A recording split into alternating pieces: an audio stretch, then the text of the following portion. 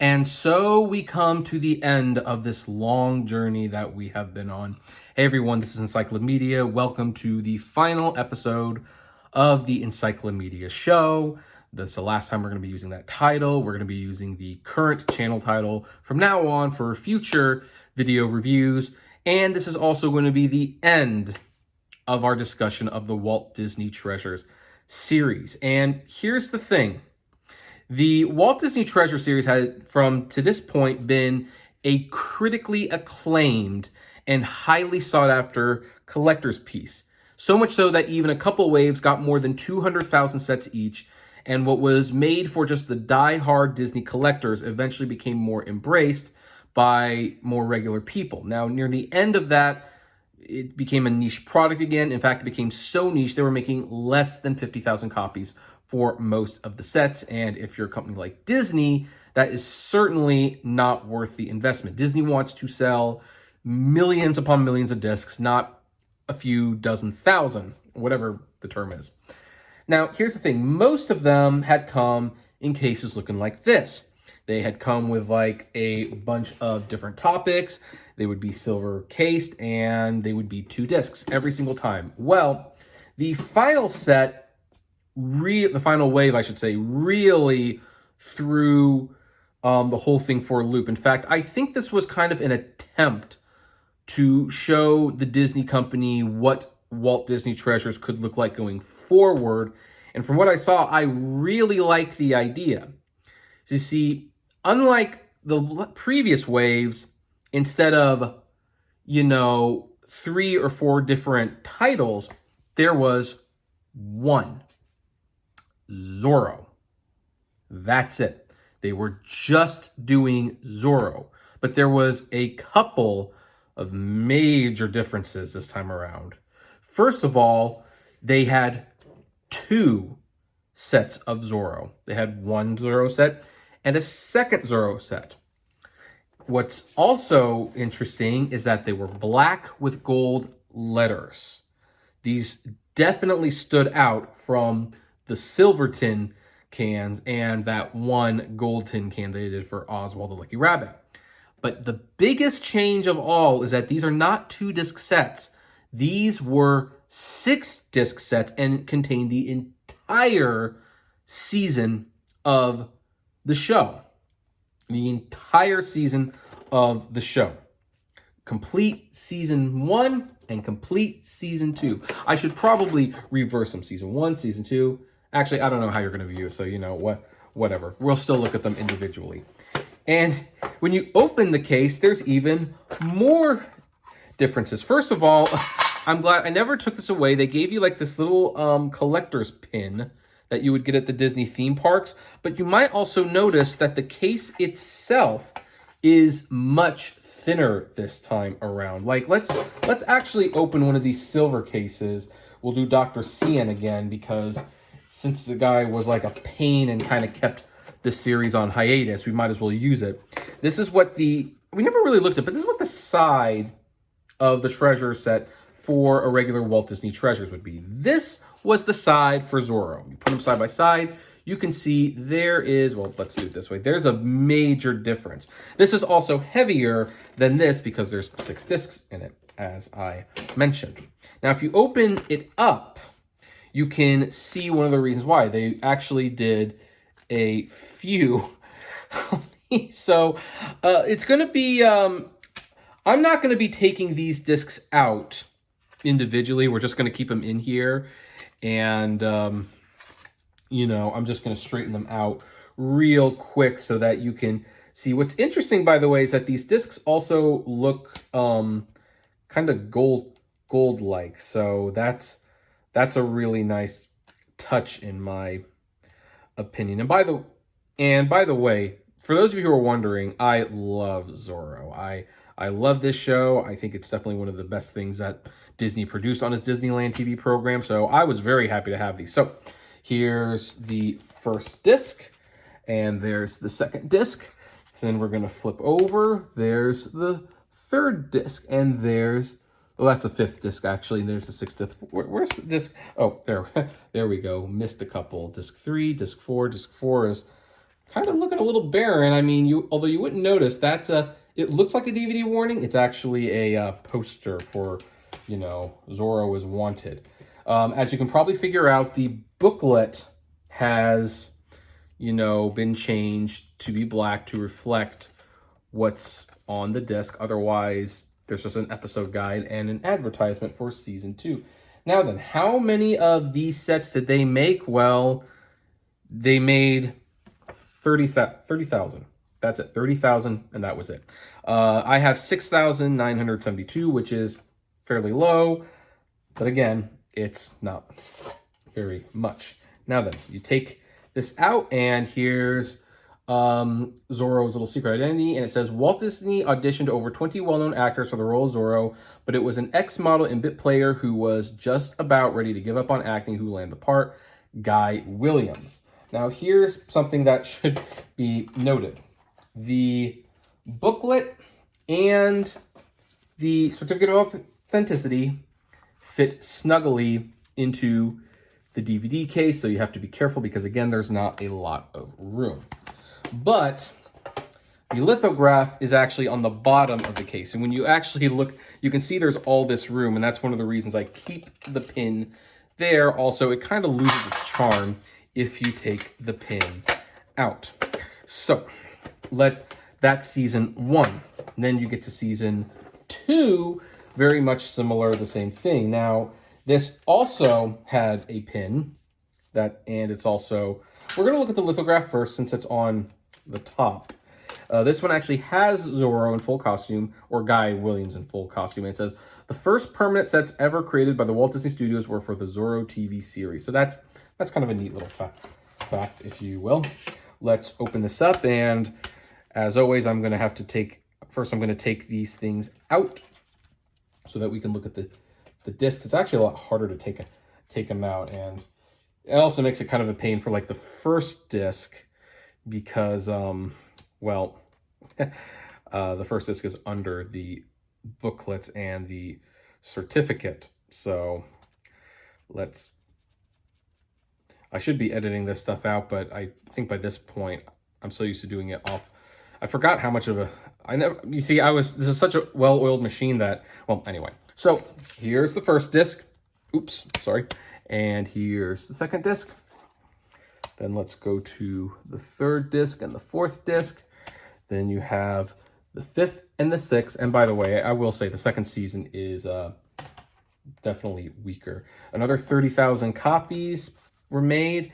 And I got copy 1,659, which I think is the closest out of any of these sets I have to having under the 1,000 number. But I think, or did I have one at 78? I don't know. Anyway, the booklet is exactly the same as the other one, so we'll just save time on that one and just discuss the merits and demerits of this set. Now, like I said, I think this was a way to kind of show what the series could look like going forward. Walt Disney Treasures. I mean, one of the biggest complaints about the Walt Disney Treasure sets is that regardless what the topic was, you rarely had complete sets. Like, you had the Spinnin' Marty DVD, but it contained the best of episodes in the company's eyes. And certain favorite episodes of yours that you might have liked from the show might not have been on the set. Same thing with the Mickey Mouse Club. They were not very complete. The thing is, none of it was complete. And then, of course, you had like 4 sets for Mickey Mouse, 4 sets for Donald, 2 sets for Pluto.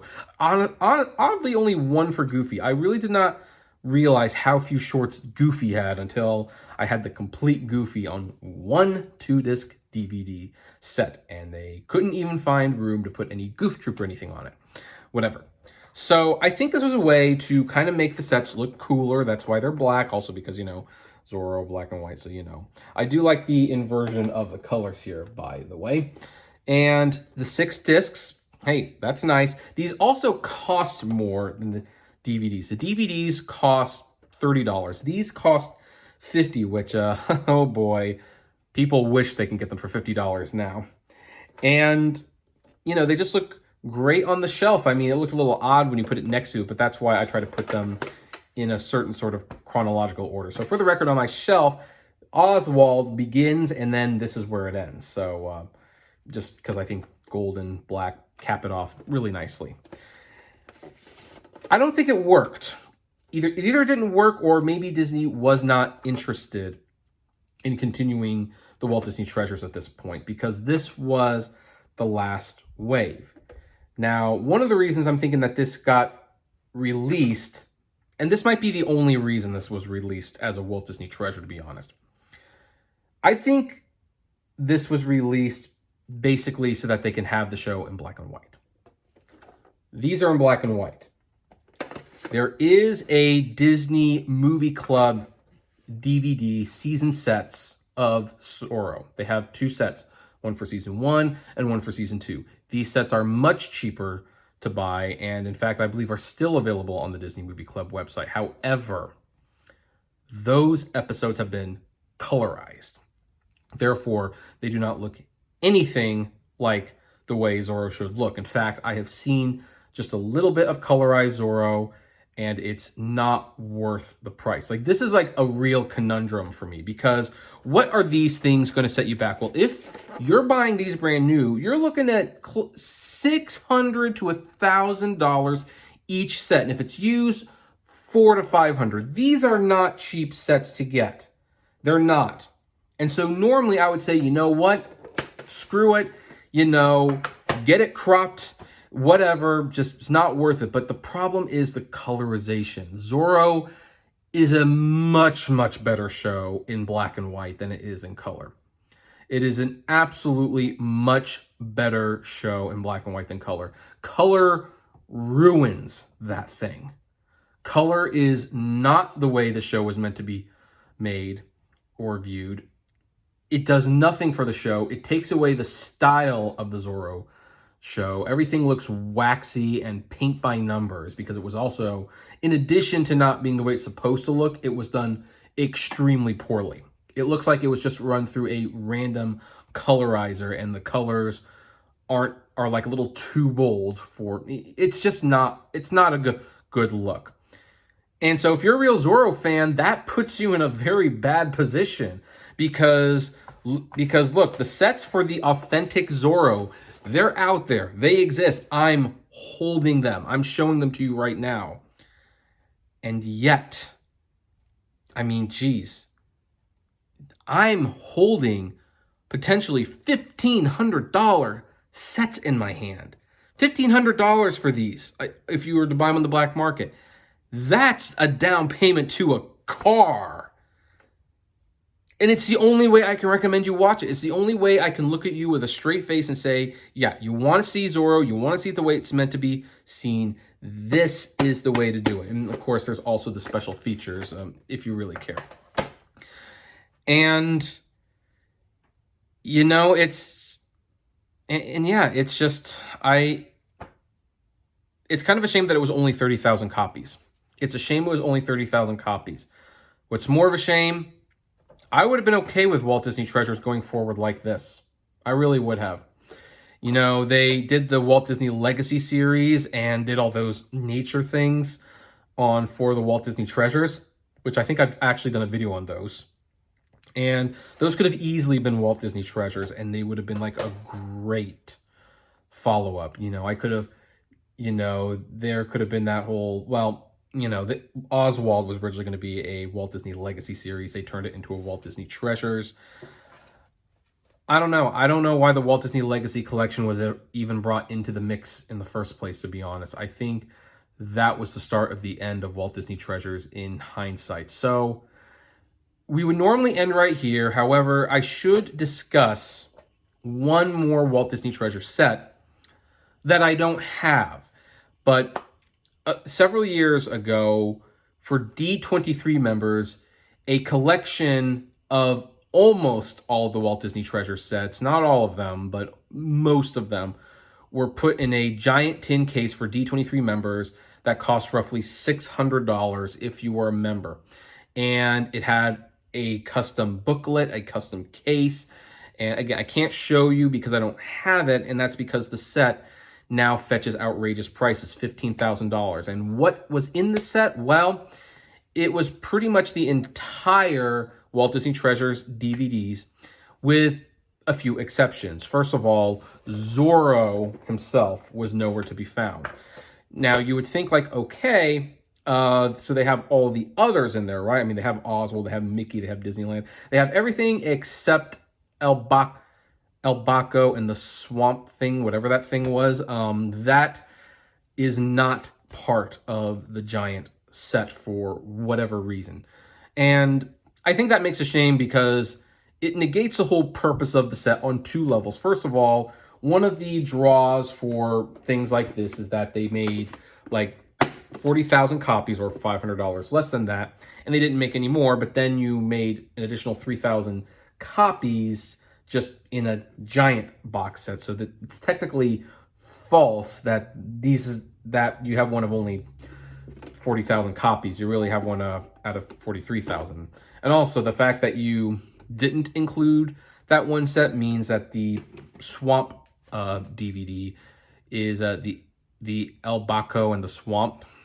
I keep forgetting what the name is, but you know, I posted the picture. That's going to make that set even more of a rare commodity because you really, for those who want the whole collection, I mean, that set is probably the way to go if you can find it. It's clearly cheaper than buying all of these things individually. But then you're still missing that one little set, and now that one little set might cost as much as that whole set. It's complicated. So here's the thing. My final opinion of Walt Disney Treasures, I love these things. I think they're great to look at. They're wonderful. I like the fact that they are in uncut form. And, you know, I really wish that they would have continued. In fact, I even like the idea of like at one point re-releasing them. Like if they were running out of material that they could do, I kind of like the idea of like, well, why don't you relaunch the series on Blu-ray and, you know, after the remastering process, instead of like just re-releasing the same 4 sets every year and doing that for 9 years, you know, do maybe 3 of the old sets and then 1 new set, and you can do that for however many numbers of years you need. In fact, you could even go to like maybe, for example, the Spin and Marty collection, and instead of it being a best of thing, it can be a definitive collection on Blu-ray. I would have been perfectly okay with that. I don't think it's going to happen for a couple of reasons. One, physical media is dying, which you might say like, well, with only 40,000 copies being produced, why is that a problem? Disney wants to get out of physical media and they want to turn it all to Disney Plus. What's more, I think Walt Disney Treasures came out at just the right time. Like I've mentioned in many of these videos, there was some pretty politically incorrect stuff that was on some of these cartoons and sets, and they were put into proper context, and it was during a time where people were willing to accept that, hey, this stuff is old and it's here for historical purposes. But now, with the political sphere the way it is, I don't think people want it so much anymore, because I remember there was a time when for like a good 5 to 10 years, people really wanted Disney to release Song of the South. Now they're saying, keep Song of the South in the vault. In fact, we're so offended by the mere thought that Song of the South existed, we want to change the Disneyland ride. I just don't think Disney could get away with doing these ever again, or at least not in the near future. And even if they finally get around to doing it by that point, physical media will probably be a done deal. I will always be a believer in physical media. I will always buy physical media when it's a show or a series I really want. And again, things like this are just fun. But they want it on streaming. They want you to pay for their streaming service. They want you to pay a monthly fee rather than just buy one thing and then maybe potentially never buy anything again. So look, I'm going to cherish this collection. It looks great on the shelf. And I show it to people, and people just go ooh and ah, and the fact that, you know, these Disney Treasure videos were viewed so many times, and people were sending me messages and Patreon requests even years after I had kind of just stopped doing them, saying that they really wanted me to finish this series. Well, hey, here it is. We've got it finished. Hopefully you've enjoyed this little walk through memory lane. I'm thankful that Leonard Maltin and Roy Disney were able to get these together. That's maybe the final key element on why we won't get any more. These were a passion project from Roy Disney, the nephew of Walt Disney and the son of Roy Disney. And even though he was mainly a figurehead, especially near the end of his tenure at Disney, you if the nephew of the founder of the company says, I want to release old Disneyland episodes on DVD and limited edition sets, okay, fine. It's a little pet project for him. Do it to make him happy. He's not there anymore, and his kids don't seem particularly interested in carrying on the Disney legacy. They're not part of the company. In fact, I believe his daughter is Abigail Disney, and she's actually become an activist against the Disney company because of, worker rights and things like that. So I just don't think there's anyone there anymore to fight for these things. 50,000 DVDs of a limited edition tin set, doesn't matter how cool they are. Disney as a company are saying, why are we putting resources into that? I mean, it's just probably not going to happen. But I'm glad I have them.